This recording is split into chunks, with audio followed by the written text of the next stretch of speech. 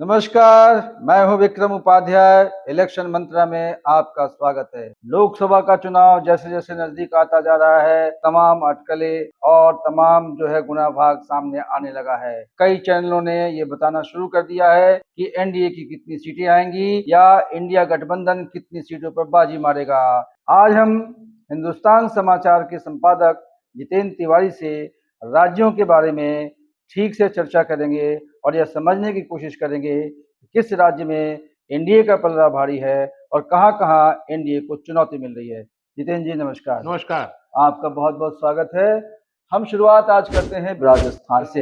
राजस्थान में पिछली बार यानी 2019 के चुनाव में भारतीय जनता पार्टी ने सभी 25 सीटें जीत ली थी। इस समय राजस्थान में भारतीय जनता पार्टी की सरकार भी है, संगठन भी मजबूत है। वहां दूसरी तरफ कांग्रेस में विभाजन की स्थिति है। दो बड़े नेता अशोक गहलोत और सचिन पायलट दोनों अभी भी एक साथ काम करने के लिए तैयार नहीं है। क्या कांग्रेस वहां कुछ अपनी स्थिति बेहतर कर सकती है या इस बार भी कांग्रेस को लड्डू ही मिलेंगे? तो जितेंद्र जी, इस बार कांग्रेस की स्थिति में कुछ सुधार होती दिखाई दे रही है आपको? नहीं, फिर मैं कहूंगा कि आखिर सुधार होने के लिए ये एक बात और ध्यान रखिए। आपने केवल कहा कि पिछली बार ध्यान रखिए कि पिछली बार 25 की 25 सीटें भारतीय जनता पार्टी ने तब जीती थी जब अशोक गहलोत वहां चीफ मिनिस्टर थे, यानी कि उनकी सरकार पहले चुन ली गई थी। बिल्कुल। उनकी सरकार में रहते हुए पहला बड़ा इलेक्शन हुआ और उसमें भारतीय जनता पार्टी 60% वोट के साथ 25 सीटों पे काबिज हो गई। यानी जनता ने ये देख लिया कि स्टेट में तो आप ठीक हो, ले आए हैं, सत्ता परिवर्तन होता रहता है वहां, लेकिन सेंटर में तो मोदी जी ही ठीक है।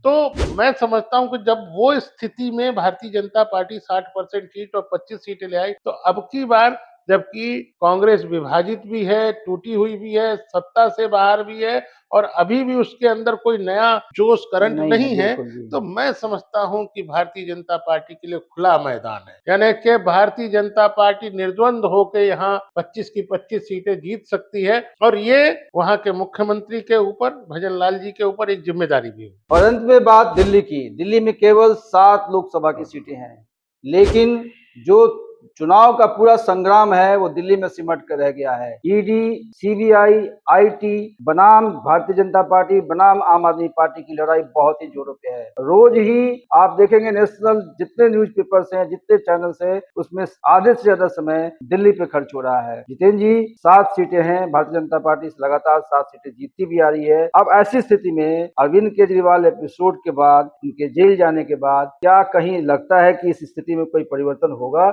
या और भी ज्यादा vote percentage Bharatiya Janata party के पक्ष में बढ़ सकता है? देखिए, इसको इस नजरिए से देखें, ये बिल्कुल ठीक बात है। दिल्ली की स्थिति बहुत भिन्न है। बहुत भिन्न का कारण दो है कि भारतीय जनता पार्टी ने 7 में से एक सीट को छोड़कर 6 चेहरे बदल दिए।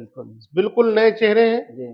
दूसरी तरफ आम आदमी पार्टी और कांग्रेस, इनका क्या कोई चेहरा आपके ध्यान में आता है कि कोई बड़ा चेहरा है? कोई चेहरा बड़ा उनके पास भी नहीं है। कांग्रेस में तो अभी उम्मीदवार भी नहीं है। उम्मीदवार अभी वो ढूंढ ही रहे हैं।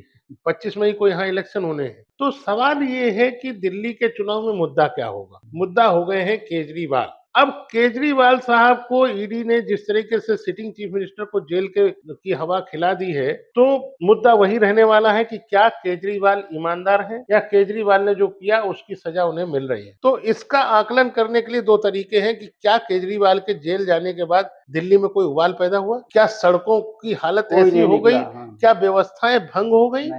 तो मैं समझता हूं कि अगर आम मानस चुनाव के दिनों में, जबकि सबसे ज्यादा मोबिलिटी होती है और आपको धरने प्रदर्शन की पूरी इजाजत होती है, या मैं फिर कह दूं, चूंकि आज 4-5 तारीख है, 4 तारीख है, 31 तारीख को जो रैली हुई उसका क्रेडिट लेने के लिए आम आदमी पार्टी और कांग्रेस के कार्यकर्ताओं में भिड़ंत हो गई। और आप लोगों की जानकारी के लिए, जो कांग्रेस के कार्यकर्ता सुबह पहुंचे तो पता चला कि पोडियम पर और नीचे बैनर पे केजरीवाल जी की फोटो, सलाखों के पीछे और मैं हूं केजरीवाल।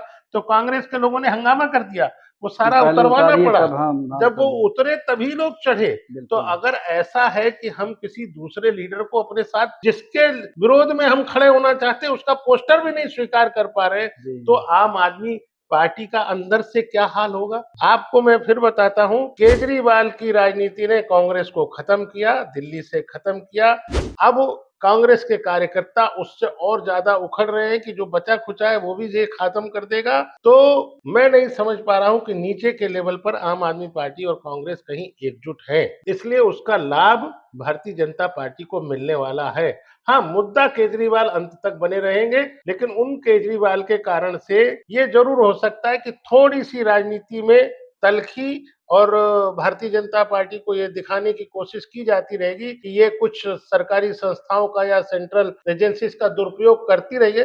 लेकिन लोग, मैं आपको फिर कहूं कि इसको मैं बहुत स्पष्ट रूप से कहना चाहता हूं कि ये जो पढ़े लिखे समझदार लोग हैं वो ये कहते हैं कि अगर ये एजेंसीज का दुरुपयोग ही करना हो तो 7 सीट वालों के लिए क्यों, सबसे पहले 30 सीट वाले, 35 सीट जी वाले, जी या जी जी साउथ की किसी स्टेट में ऐसा बिल्कुल करते जहां बिल्कुल 25-50 सीटें हैं, केरल में करें, कर्नाटका तमिलनाडु में करें, आंध्रा में करें, वहां नहीं किया। 7 सीट वाले को कर रहे हैं तो कुछ ना कुछ तो है जिसके कारण से जुडिशरी है वो भी उनको बेल नहीं दे रही। तो ये कुछ राज्य हैं जहां हम लोगों ने विश्लेषण किया, समझने की कोशिश की कि किस राज्य में भारतीय जनता पार्टी या एनडीए को कितनी सीटें मिल सकती हैं। ये चर्चा, ये विश्लेषण जारी रहेगा। तब तक के लिए हमें इजाजत दीजिए और देखते रहिए इलेक्शन मंत्रा। और हाँ, इसको सब्सक्राइब करना बिल्कुल ना भूलिए।